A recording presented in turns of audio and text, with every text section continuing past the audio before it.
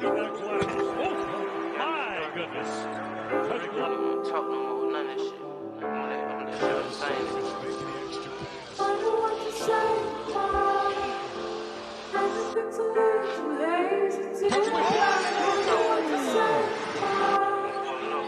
Boy Hodge, quick release. Let's go, eight. Got me started, wrist frames carded, pull up double parking, don't even pay like I'm the owner, my young niggas retarded.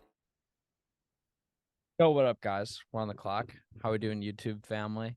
Little YouTube exclusive. Obviously, if you are a subscriber or somebody who frequents the channel, you may observe that Julian is wearing the same get-up as we were in our Big Ten Missouri Valley Conference pod, or this will likely go up. So now you're getting a preview of that pod. So go check it out. I'm exhausted. So is Julian. It's currently 10:40 Central Time, 11:40 Eastern Time. We're tired, but we wanted to get out some more content this week because it's kind of a lull in between the start of the NBA season, although it is exciting, and we're doing a little bit of NBA content, which is rare for us. I know. I got this idea from King of the Fourth Quarter, can't lie, but I thought it was an interesting thing, and we should put our own little spin on it. Now that we're about, week-ish, 2 weeks into the NBA season at this point, this is going up on a Friday. So we'll be nearing the end of week 2. Obviously they're doing the preseason, but every year, all of the GMs or assistant GMs or whoever a secretary gets tasked with filling out this survey, the GM survey. They ask around like 50 to 60 questions about a variety of different things in the NBA and around the world of basketball, just to kind of get the temperature of how the GMs are feeling. And it's kind of like an interesting outcome for most of them, but I felt like it'd be interesting to kind of just chop it up about some NBA quick, get a nice little piece of content, 20 to 30 minutes out for you guys. Something light, something slight. How are we doing, Julian? I am tired, and I'm sure you are too. I'm surprisingly wired right now. That's what we want to hear. So I guess we can just get right into it since Julian is locked in. First question, who will win the 2024 NBA championship?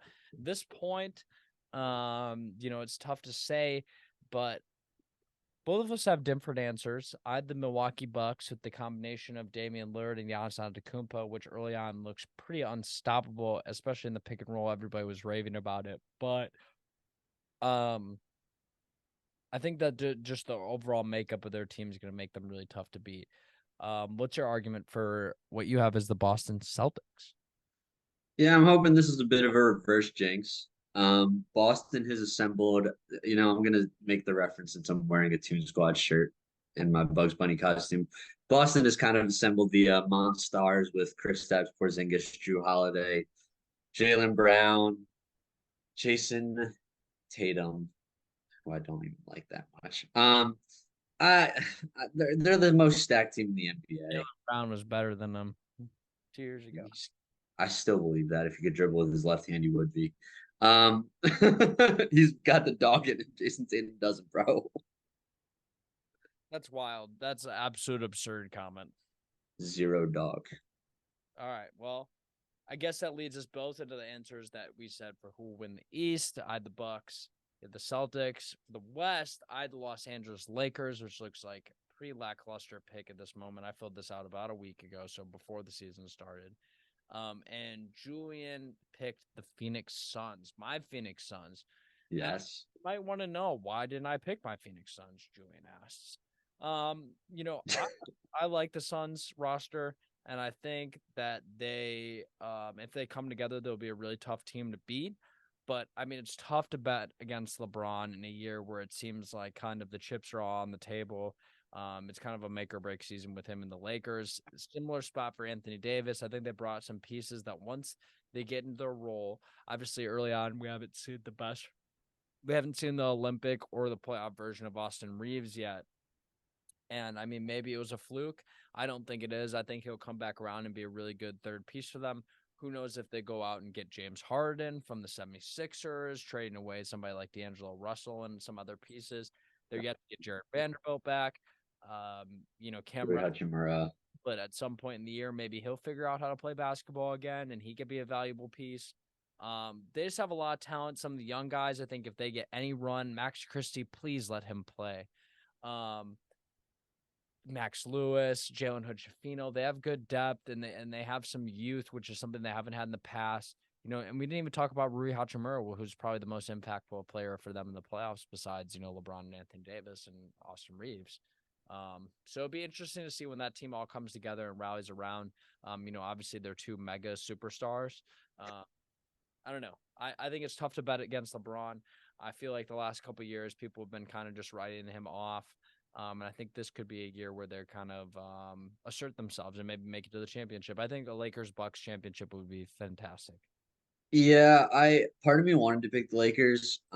It's funny that neither of us picked the Nuggets, given that they're the defending champs and still look very, very good. But I just Voter fatigue, they'll say.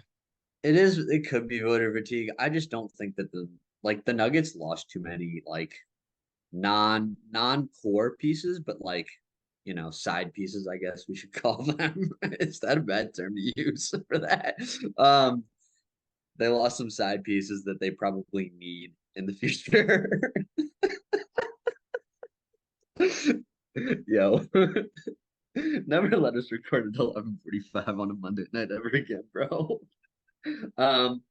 I just think the one thing that I do want to mention with the Suns is I do think that we were concerned about their depth, and then kind of they And a dog. Nurkic has looked like a great pickup. I think they actually did a really good job in the Damian Lillard trade of kind of strengthening up the bottom part of that roster that we kind of were writing off of it. I think Ayton was good, but I think Nurkic just does what they needed Ayton to do. Close to the basket hard, and that's all that they wanted DeAndre Ayton to do. Yeah. Years they just needed the guy to rebound and roll to the basket, and he just would not do it. No, and Nurkic, look, dude, this isn't college basketball. You need to go to the basket hard, otherwise you're too easy to guard. Joel Embiid's figuring that out very quickly so far this season. Yeah, pretty much. I mean, that's what he's great at. That's why he's the best big man in the league.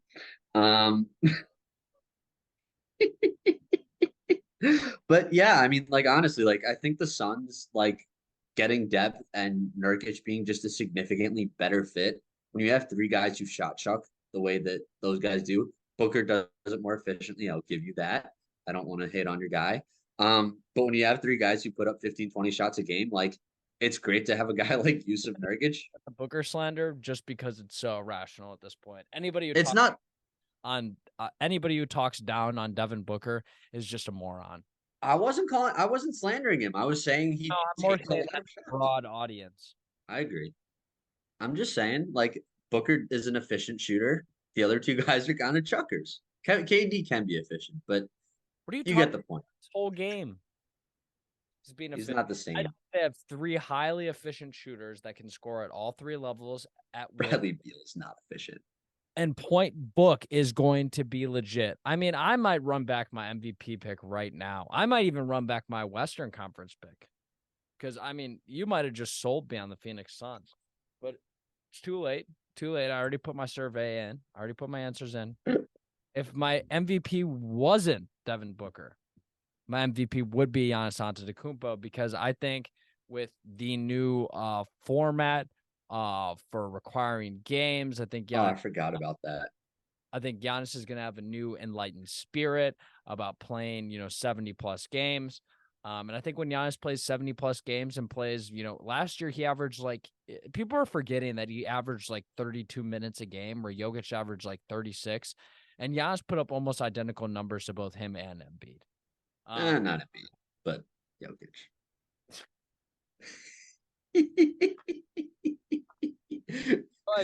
Tell us why Joel Embiid's going to be back-to-back MVP, very similar to the last two that we've had. Look, I think the games is going to be the issue, but I think he's kind of rejuvenated under Nick Nurse. There's no more James Harden. I mean, well, James isn't playing yet, but there's hell out there. Embiid.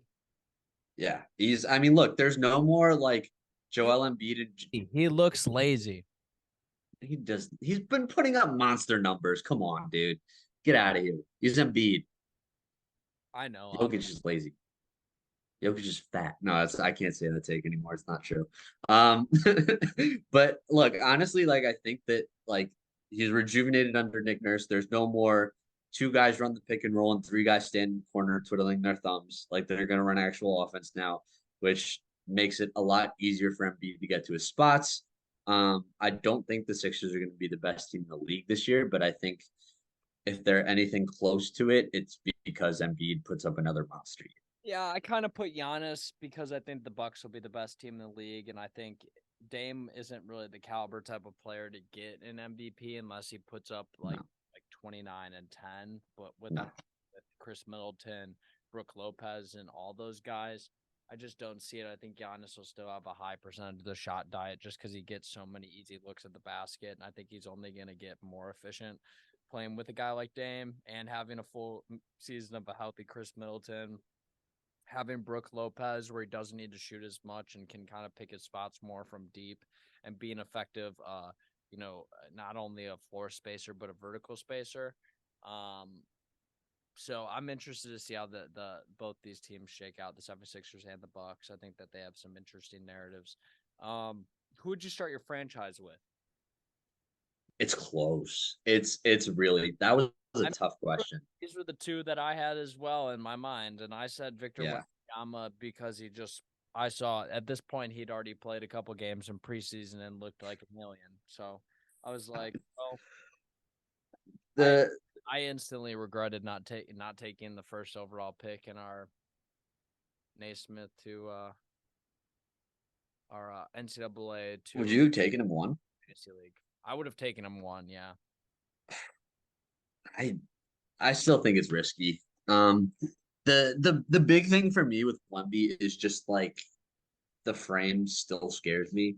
I'm not gonna lie, and that's the only reason I wouldn't build a franchise around him. Like he is words of Jokic, he needs to get fatter. Pretty much, man. Shea's I think Shea's just an easier one for me just because I mean we saw what he can do. But he's already the best player at his position. Yep. I think he already averaged 30 points per game and he's only going to get better on a better team. Yeah, he's a phenomenal two-way player. Like I still can't believe that he was like a throw-in in the Paul George trade. That's still ridiculous to me. That like OKC just like straight up stole him from the Clippers. He's a superstar at this point. I mean, he was an all NBA first team last year. He's going to be honestly, if the Thunder are any good, he's in the MVP race. And I think he's the best of the young stars right now, honestly. He's the face of the new underwear partner of the NBA and Skims. Is he really? Yeah. Skims got named the official underwear of the NBA, and he's their face of their mail brand and their mail. Can we get sponsored? Can we do a little plug to Skims? Hey Skims, please be the official underwear sponsor of On the Clock. This is just an honest request. Thank you. Thank you for your time. We'll have the biggest breakout season. I said Anthony Edwards. I know it's a pretty cliche pick, and I think it's who they picked on the GM survey, but I genuinely believe that Anthony Edwards will emerge himself as a top 5 player in the league. And I really think this is a new era of basketball. The kind of the old guard is going to be the Joel Embiid, Giannis Antetokounmpo, Nikola Jokic in the kind of the MVP top 10 player conversations with LeBron on his way out, Anthony Davis on his way out. Curry probably will eventually be on his way out in the next year or two. And like we already mentioned Shea, we already mentioned Wemby, but I think Anthony Edwards and your guy are going to be staples of kind of top 15 to 25 player conversation, and eventually all of them will etch their way into that top 10, top 5 territory. For me, Anthony Edwards, I mean, he's a shooting guard. I think that's one of the premier positions in basketball. Is a dominant player on the perimeter for Minnesota and can just light up the scoreboard. And I mean, if there wasn't a player that was named Victor Wembanyama or Shea Gilgeous-Alexander on the board to start my franchise, I would pick Anthony Edwards. Yeah, I mean, we saw pretty immediately when Anthony Edwards set foot in the playoffs that he was by far the best player on that Minnesota team. Like he dominated for It's them in that playoff series. Karl Anthony Towns. I know. It's insane. I mean, Anthony Edwards was dominant. He was the best player on the court, not named John Moran or Jaren Jackson Jr. in that T-Wolves Grizz series a couple years ago, which is really kind of when he came onto the scene. I went with Evan Mobley, who I think is just going to be as dominant for a very, very different reason. Just the way that he moves defensively, and I saw he was scoring early in the season, which I think was a bit of a struggle for him last year. If he scores the ball, it's so hard to deal with that Cleveland team. I mean, he defends all 5 positions. I think his first year in the NBA, he was like second or third in contested threes, which for a power forward is utterly ridiculous at his size and length. He protects the rim super well. I think just he's such a versatile player on both ends that if this is the year he puts it together, and I think it will be, he is going to be in the top 5 conversation. Definitely going to be the top power forward in the league for a long time. Dog. Best point guard. We'll keep it brief. We already talked a lot about Shea. Who's the best shooting guard? We've spoken about Devin Booker. We both said Devin Booker. We obviously both said Shea. For point guard, I mean, I just gotta spend a moment. Shout out Book. It's been a long time coming, but you're finally recognized as the one and the only one. You're picked by the NBA GMs, and now you're picked by On the Clock, which I mean really is the one that matters. But who's asking? Who's the best small forward in the NBA? I said Jason Tatum, which means an extremely controversial pick because he's not a top 25 player in Julian's eyes. And Julian went with Jimmy Butler. That was amended, by the way. I put him in my top 10 this year. This past year. I have to give you so much crap for that. I just have to. Till the day we stop doing these. Look, you get roasted for your terrible Wisconsin takes. I get roasted for hating Jason Tatum. It's okay. There's a little give and take here. At least I missed on like a niche area of college basketball where you missed on one of the top players in the entire association. Who beat him in the conference finals last year? I'd like you to answer that question, please. Butler. Would that Jimmy Butler? Who's won 2 of the last 3 matchups in the postseason? Would that be Jimmy Butler? You're absolutely not wrong. When I think of best small forward in the NBA, I'm not thinking of Jimmy Butler.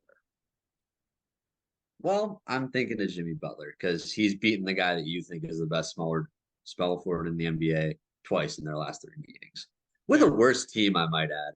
That's going to be your measurement, then cool. Giannis Antetokounmpo, best power forward. We spoke about Giannis. Who's the best center? I said Nikola Jokic. Julian, of course, said Joel Embiid for the Philadelphia 76ers, who he likes to munch all the time. Says the wait a second here. Nikola Jokic, obviously the reigning finals MVP and NBA champion. I believe that he firmly deserves a spot at the top of the best center or any position that you would qualify him for. I don't think he's going to win the MVP this year. I just don't see the Nuggets being better than maybe the Suns, or I think the Pelicans could get a run. I think if the Grizzlies end up 500 by the time Ja gets back, I think they could be a top 2 or 3 seed. I think there's just a lot of competition out west. And I could see Jokic maybe slipping behind, and I think the Bucks will just be assertively the best team in the East. I think the Celtics will be close behind, and if it's not Giannis at center, I think it's Jokic, and if it's not Jokic and Giannis, then sure, Embiid. I mean, look, you can argue either way. Jokic had one great playoff run. That's all. Yeah, that's all I have to say. Back MVP seasons. Yeah, one was because Embiid didn't play enough, and the other was highway robbery. It's okay. This late at night. One was highway robbery. Who had the best offseason? I said the Boston Celtics did. You said the Portland Trailblazers. Obviously, both of those are kind of highlighted within the Damian Lillard trade. Boston obviously getting Drew Holiday as an ancillary part of that trade. But then also the addition of Kristaps Porzingis, which kind of brings us to our next two. Obviously, Portland getting the plethora of assets in the haul that they did. for trading and then trading away Drew Holiday, as well as just trading away Damian Lillard. Honestly, Ayton's looked terrible, so I don't know about how you're feeling about this a couple days removed. But yeah, it'll be interesting to see how he turns out long term, because he was kind of the main piece in that deal. But I think the draft capital built from the trade, phenomenal. it Well, was look, fine. Boston's the easy answer, and I am inclined to agree with that. But I kind of just wanted to give another team a shout out because I like what Portland did. Yeah, so did I. I liked what they did. What was the biggest acquisition? I said Drew Holiday. You said Bradley Beal. Obviously for the Celtics and Suns respectively. Kind of touched on the Celtics a little bit, the Monstars type of team that they got out there with the most underrated acquisition, which is Kristaps Porzingis, and you said DeAndre Ayton is the most underrated acquisition, which looks like absolute dog water of a take right now. It's been 3 games, bro. It's been 3 games. Give him time. I'm so ready to give up on him. Like just in the retros, like in the grand scheme of like landscape of the NBA, but it's okay. It's a Homer Suns take. It is a Homer Suns take, and I don't mind it. I all I wanted was him to roll to the basket and rebound, and he couldn't do either of those things, which I can do at 5'10". Who will be the brother team in the NBA? I said the Orlando Magic. You said the Indiana Pacers. Both great answers. I think the Magic have a great chance with, their backcourt looks really good right now with Fultz. Suggs is having a bounce back season and kind of figuring things out. Cole Anthony, phenomenal. Yeah, Every penny. Jonathan Isaac has looked great just being on the floor for extended time. Obviously, Wendell Carter does Wendell Carter Jr. things. Franz Wagner and Paolo Banchero, who we haven't even talked about, are both looking like they're ready to take all-star steps. And then the Indiana Pacers are the same vein. Miles Turner's doing Miles Turner things. Looks like he really meant what he said, that he's a top 5 center in the league. Tyrese Halliburton, is one of the premier young point guards in the association. Benedict Mathurin is a young stud that, we both love. And, they have a lot of pieces along with guys like that you love, Jarris Walker, who I think could come in and make them a highly improved team. They also have former Nuggets side piece Bruce Brown. They also have Bruce Brown. They brought Nobi Toppin. I think that they have a really rounded out roster that could be really good. Yeah. A team for sure makes a moderate jump in the East. This is a question that I made up, which is, which I hope you like, which is like moderate jump, which is contender to favorite, with like being championship favorite or conference title favorite, pretender to contender. So being a team that, looks good on paper, but then actually turns into a team that like competes on the court, and then a tank to play in, etc. So it could be like, playing to playoff, whatever. I said the Orlando Magic, and you said the Indiana Pacers, which kind of speaks for itself. We just both talked about them. I think that both of them in the East could both be, are we saying that they're both tanked to play in? Yeah, I think so. Play into legitimate playoff contention. I think they're both kind of in the tank for the last couple of years, though. Yeah, I think they were both. I think that they are accelerating their rebuild process a bit faster than they thought because they hit on picks, and they've got. Indiana hit on a great trade that I think seems to be mutually beneficial for both the Kings and the Pacers. So I think just like they've made a lot of really good moves. Just the bonus was on the Pacers. Yeah, dude. Remember when it was on the Thunder? Yeah, I know, dude. And what a time to be alive. Crazy. Makes a moderate jump in the West. I said Los Angeles Lakers, which kind of goes with my point. I think that they go from pretender to contender. And they kind of bring it all together with this team they have over the course of the year. I take issue with that. How are we saying that a team that made the Western Conference Finals last year is a pretender? I guess I mean more contender to favorite. Okay. I can get behind that. I was like, I was a bit confused when I saw that on your survey. I was like, they did just like make a nice little playoff run. Like, where do they jump? I guess, yeah. I think a lot of people viewed their playoff run as a fluke, and I think that I I would cement. Well, I mean, LeBron playoff runs are never a fluke, but I think I would cement them as a team that's going to be a contender. You can't take your eyes off them, no matter how low they get in the standings. Yeah, I actually am in the camp that it wasn't a fluke. I think that like if you look, they got significantly better after they made a bunch of trades. You know what I mean? Like, Yeah, I agree. That's why I said that I think they take yeah, a jump and jump into the NBA Finals again for LeBron. I can get behind that. I was just curious because I was like looking at that, I feel Lakers. going from Western Conference Finals to NBA Finals, which I think is a moderate jump. That's a moderate jump. I appreciate the clarity on that. I said, who did I say? The Why Dallas can't I find it? Mavericks. Oh, I'll explain that. They were playing. They missed the playoffs last year. I think they're going to make the playoffs this year. Moderate jump. I love that. That's a nice little layup. Nice little punt. Yeah, Ren Rookie of the Year. I feel like we don't need to talk about the Dallas Mavericks. I feel like the NBA media will do that enough. Obviously, Kyrie Irving, Luka Doncic, brought in Derek Lively, brought back all their pieces, Josh Green, Maxi Kleba. I think they'll be an interesting and fun team to watch throughout the year. I think that they'll run the pick and roll until the wheels fall off. and Luca and Kyrie will probably take a combined 65 shots a game.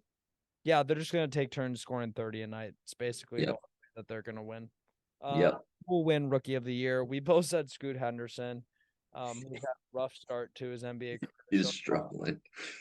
But I think that if there's anybody that has the opportunity to have the volume to take it away from Wemby, which is more what I was thinking, I think it'll be Scoot Henderson. I think sleeper, Asar Thompson. Yeah, he has looked phenomenal for Detroit so far this year. He could just like I think that this rookie of the year could be reframed into like a most valuable rookie conversation because Which it could. if he comes in as one of these guys that's either off the bench and gets spot starts for a team that eventually becomes a playoff team, which the Pistons are looking like they could be. Last year I said the Pistons would take a jump. They were the worst team in the NBA by a lot of metrics. And I think I was a year early on it. I'm still not buying it.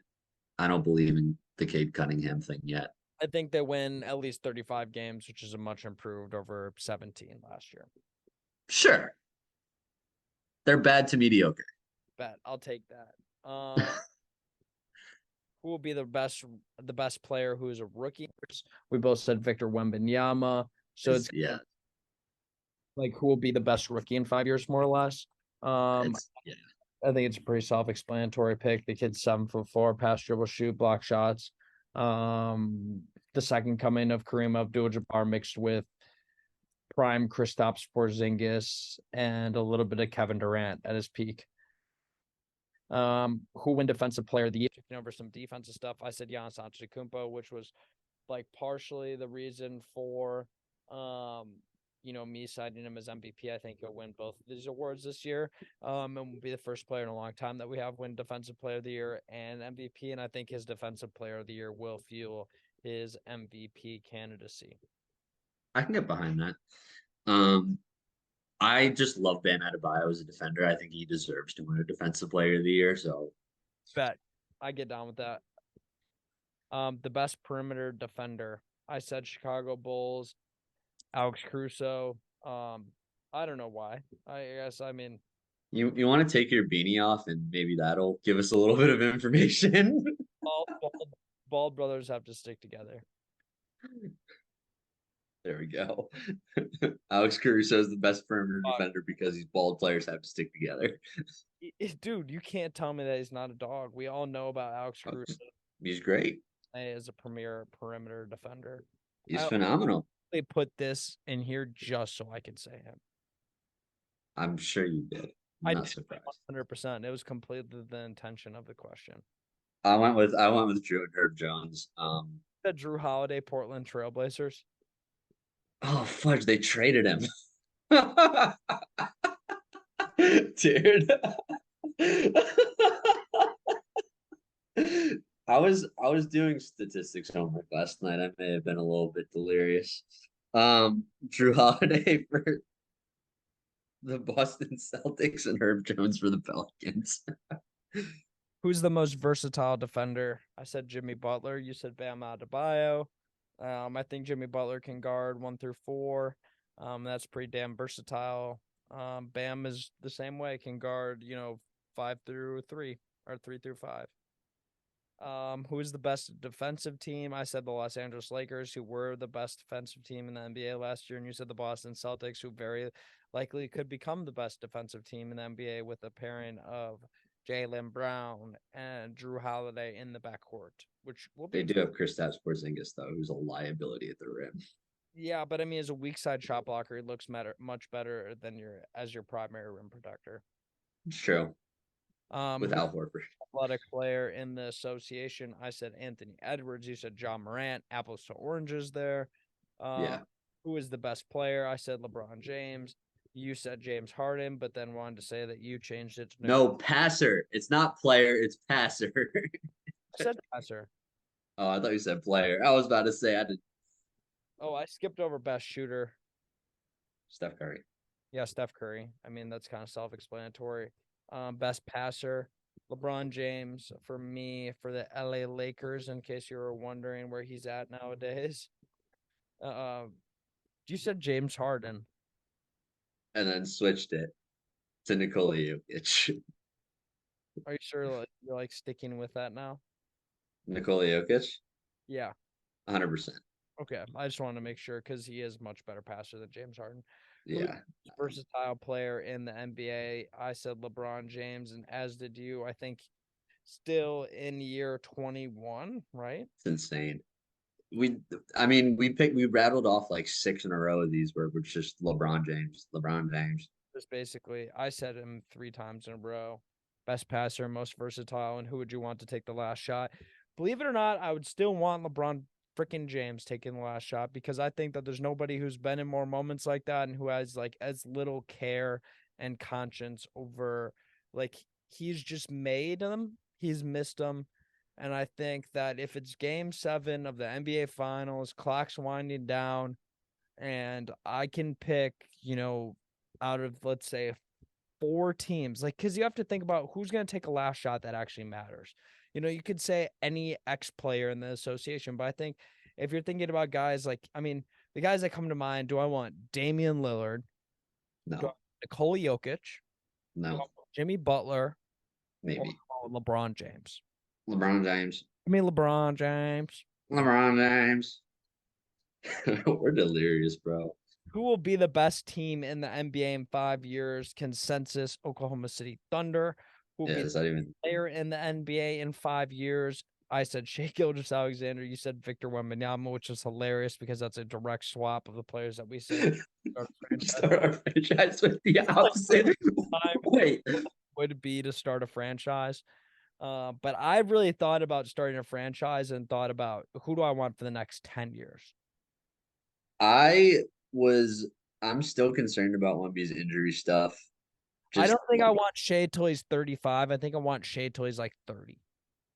I want Shea till he's 35. Are you kidding me? I want Shea till he's 30, and then I want to trade him for a bag full of draft picks, just like Sam Presti will. Anyway, who would you take number 1? These are some different ones. These are not part of the actual survey. The last couple, these have been my own questions that I have formulated in this noggin. Who would you take number 1 overall in the NBA draft next year? Everyone knows who I would take because I've said it at length. Star. Yes, sir. And I would take. I finally found a guy. Give me Nikola Topic. I got to see the Nikola Topic film because I've seen a lot of people raving about it. 6'7" point guard and who can do a little bit of everything for you and is an efficient playmaker. Bet. Who's the best European prospect? Nikola Topic, Alexander Sarr. What 5 players will be starters in the NBA in the next 5 years, being from, this upcoming draft eligible players? We went different directions on this a little bit. Mark Mitchell, who I think will be a solid draft pick, and I think he will be at least a starter in the next 5 years. I think Nikola Topic, who I think could be a starter year 2 or 3. I think Ron Holland could definitely be a starter year 1, possibly for a bad team, and definitely will be in a starting lineup in the next 5 years. Donovan Clingan, who I think is a relatively safe pick for this question. Yep. And I had Alexander Sarr. So, I mean, just so people know, we crossed in 3 of the picks. Yep. Alex Sarr, we both had Ron Holland, and we both had Donovan Clingan. I think Clingan's a safe pick, very Walker Kessler-esque. Yep. Plug him into any NBA franchise that needs a big man, and he'll start. And then you added in Justin Edwards and Cohen Carr, who both came to mind for me. Yeah. Both of them have a little bit more boom or bust, where I think, Sarr's a little boomer bust, but I think Mark Mitchell's safe, and I think at this point, Nikola Topic is safe to at least get an opportunity to start for an NBA franchise in the next 5 years. Yeah, I think Justin Edwards is safer than a lot of people think. I just have a lot of belief in what he can do with a basketball. Just aim off the catch, off the dribble. I think he's got length defensively. Cohen Carr is a bit more of a shot in the dark. I think that's definitely. I think he's kind of like the risky version of the Mark Mitchell thing, right? Whereas it's kind of like if he makes it in the NBA, it's going to be doing what Mark Mitchell does. I just think that I wanted to throw a risk out there. I love Cohen Carr. We talked about him earlier tonight on our Big Ten pod. Go check that out.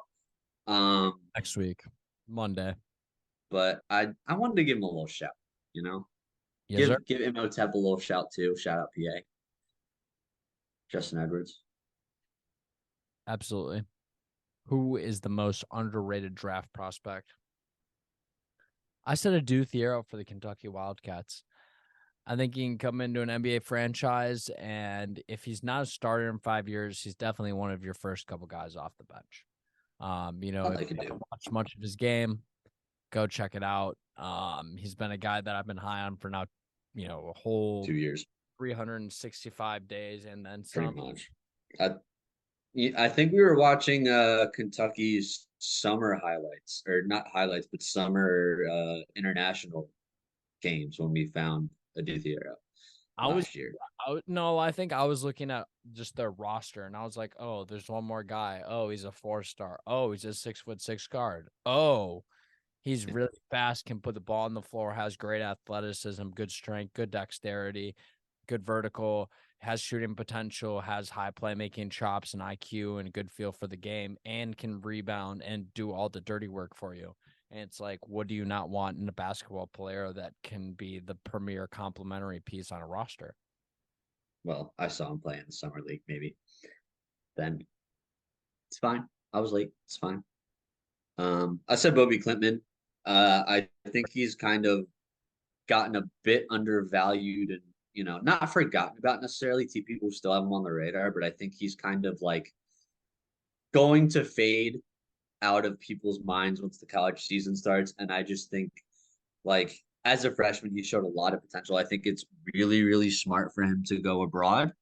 I don't think there's a lot of guys you can say that for necessarily, but the LaMelo Ball experiment, I think, is going to work for Bobby Klintman. I think he's going to have a really good season over there. Become a more reliable jump shooter, become more reliable off the dribble, and just get that consistency that you kind of get playing professionally. I think that's going to be really good for him.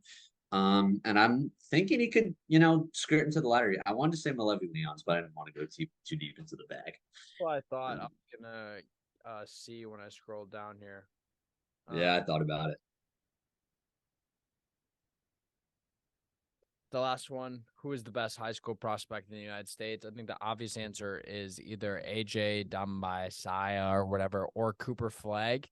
Obviously Cooper Flagg committed to Duke the other day. Yes, I have also Tyron Stokes, who's a youngster. I think he's about 16 right now, just getting his driver's license, who's going to be a dog. And I think he's going to be someone that we're going to hear about over the next couple of years as one of these power wing / big guards who can just power through people, has premier type of athleticism, can go get you a bucket, plays gritty defense. I think he's probably the best high school prospect I've seen in the last couple of years, and he's just been consistently on my radar. I think he's far and away the best player in his class. So I think that for something means enough. I think there's other guys like Dylan Harper, who's a great player. Yeah, I think there's other players to say, but I think he's far and away the best player in his class and deserves some props. And we probably won't get to talk about him on a podcast for a long time. So I was like, we got a couple years, buddy. why the hell not? Why not make the bet now? Because we can put this receipts. We got receipts. Oh, we have a lot of receipts. Put some bread on it. Brand A new. lot of I receipts. put a leg on it. Oh. When Alex Sarr is drafted number 1 overall by the Houston Rockets, who are going to be terrible this year. Teams passed. Here's my theory behind the Topic thing. Teams passed on Luka. They're not going to pass on Topic. Teams pick Victor Wembanyama number 1 overall. They're not going to pass on Alex Sarr. Fair enough. I think that's a good place to end it, ladies and gentlemen. We're off the clock.